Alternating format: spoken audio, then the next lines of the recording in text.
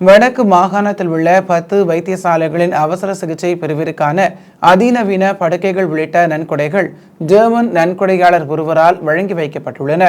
இதற்கான நிகழ்வு வவுனியா பொது வைத்தியசாலையின் கேட்போர் கூடத்தில் நேற்று நடைபெற்றது.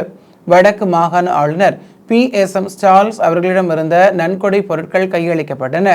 ஸ்ரீ சக்தி ஆன்மீக இந்து அமைப்பின் ஊடாக சர்வதேச இந்து கலாச்சார ஆலோசகரான கலாநிதி ரத்னசுவாமி ராமேஸ்வரன் என்பவரால் ஜெர்மன் நாட்டிலிருந்து பெறப்பட்ட இந்த நன்கொடைகள் இலங்கையின் பல பாகங்களில் பகிர்ந்தளிக்கப்படுகின்றன. இதன் ஒரு கட்டமாக வடக்கு மாகாணத்தில் உள்ள வைத்தியசாலைகளின் அவசர சிகிச்சை பிரிவிற்கான அதிநவீன படுக்கைகள் உள்ளிட்ட மருத்துவ உபகரணங்கள் நன்கொடையாக பெற்றுக் கொடுக்கப்பட்டுள்ளன.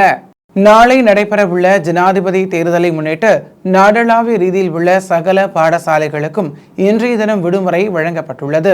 தேர்தல்கள் ஆணைக்குழுவின் கோரிக்கைக்கு அமைய இந்த தீர்மானம் மேற்கொள்ளப்பட்டுள்ளதாக கல்வி அமைச்சுள்ளு விடுத்துள்ள அறிக்கையில் தெரிவிக்கப்பட்டுள்ளது. இவ்வாறு இன்றைய தினம் மூடப்படும் சகல பாடசாலைகளும் எதிர்வரும் 23ஆம் தேதி திங்கட்கிழமை மீள திறக்கப்படும் என தெரிவிக்கப்பட்டுள்ளது. இதேவேளை வாக்களிப்பு நிலைய நடவடிக்கைகளுக்கு தேவையான மேசைகள், கதிரைகள் மற்றும் மண்டப வசதிகளை ஏற்படுத்தி கொடுக்குமாறு அனைத்து வலய கல்வி பணிப்பாளர்களுக்கும் அதிபர்களுக்கும் அறிவிக்கப்பட்டுள்ளது. வாக்கு எண்ணும் நிலையங்களாக பயன்படுத்தப்படும் பாடசாலைகளுக்கான சுற்றறிக்கையின் அறிவுறுத்தல்களை பின்பற்றி மீண்டும் கற்றல் செயற்பாடுகளை ஆரம்பிக்க நடவடிக்கை எடுக்குமாறு கல்வி அமைச்சு தெரிவித்துள்ளது. ஜனாதிபதி வேட்பாளர்களை ஊக்குவித்த 9 அரசு அதிகாரிகள் தேர்தல் கடமைகளில் இருந்து நீக்கப்பட்டுள்ளனர். இவர்கள் ஹம்பாந்தோட்டையை சேர்ந்தவர்கள் என்று தேர்தல் தெரிவத்தாட்சி அதிகாரி HP சுமனசேகர இதனை தெரிவித்துள்ளார். இந்த சம்பவத்துடன் தொடர்புடைய மேலும் சிலர் தொடர்பில் விசாரணைகள் முன்னெடுக்கப்படுவதாக கூறியுள்ளார். இதேவேளை புத்தளம் பகுதியில் உள்ள அஞ்சல் விநியோக உத்தியோகத்தர் ஒருவர் உத்தியோகபூர்வ வாக்காளர் அட்டைகளை உரிய வகையில் விநியோகிக்காமல் தம்வசம் வைத்திருந்ததாக குற்றம் சாட்டப்பட்டுள்ளது. இது தொடர்பில் கிடைக்கப்பெற்ற முறைப்பாட்டுக்கு அமைய புத்தளம் மாவட்ட அஞ்சல் அத்தியட்சகர் விசாரணைகளை ஆரம்பித்துள்ளார். குறித்த அஞ்சல் விநியோக உத்தியோகத்தர் 145 வாக்காளர் அட்டைகளை தம்வசம் வைத்திருந்ததாக தெரிவிக்கப்படுகிறது. அவை வர்த்தக நிலையம் ஒன்றில் மறைத்து வைக்கப்பட்டிருந்த நிலையில் மீட்டுள்ளதாக தெரிவிக்கப்படுகிறது. இதேவேளை ஜனாதிபதி தேர்தலின் போது வாக்காளர் ஒருவர் தமது வாக்கை செலுத்தியதன் பின்னர் அதனை கையெடுக்க தொலைபேசியில் படம் எடுத்தல், காணொளிகளை பதிவு செய்தல் மற்றும் அவற்றை சமூக ஊடகங்களில் பதிவிடுவதை தவிர்க்குமாறு தேர்தல்கள் ஆணைக்குழுவின் தலைவர் RMAL ரத்நாயக்க அறிவுறுத்தியுள்ளது குறிப்பிடத்தக்கது. லெபனானில் உள்ள இலங்கையர்கள் தொலைத்தொடர்பு சாதனங்களை பயன்படுத்துவதை தவிர்க்க வேண்டும் என லெபனானிற்கான இலங்கை தூதரகம் வேண்டுகோள் விடுத்துள்ளது. இந்த வாரம் லெபனானில் உள்ள ஹெஸ்புல்லா அமைப்பின் பேஜர்கள் தொலைத்தொடர்பு சாதனங்கள் ஆயிரக்கணக்கில் வெடித்து சிதறிய சம்பவத்தின் பின்னர் லெபனானில் உள்ள இலங்கையர்களுக்கு இலங்கை தூதரகம் எச்சரிக்கை விடுத்துள்ளது.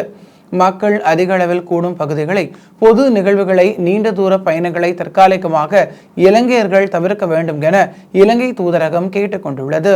ஸ்ரீலங்கா பொதுஜன பெரமுனவின் ஸ்தாபகரும் முன்னாள் அமைச்சருமான பசில் ராஜபக்ஷ கட்டுநாயக்க விமான நிலையத்தின் ஊடாக இன்று துபாய்க்கு பயணமாகி உள்ளதாக விமான நிலையத்துக்கு பொறுப்பான அதிகாரி உறுதிப்படுத்தியுள்ளார்.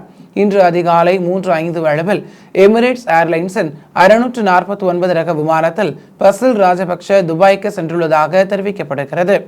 இவர் சென்றுள்ள நிலையில் அங்கிருந்து அமெரிக்கா செல்வார் என கட்டுநாயக்க விமான நிலைய வட்டாரங்கள் தெரிவிக்கின்றன.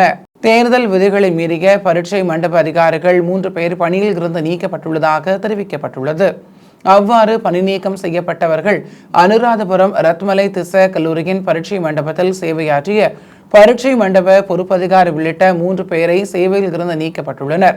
தரம் 5 புலமை பரிசில் பரீட்சை நடத்தப்படுவதற்கு முன்னர் வினாத்தாளை கையெடுக்க தொலைபேசியில் புகைப்படம் எடுத்து வாட்ஸ்அப் ஊடாக பகுதி நேர வகுப்பு ஆசிரியர்கள் சிலருக்கு அனுப்பியதாக கூறப்படுகிறது.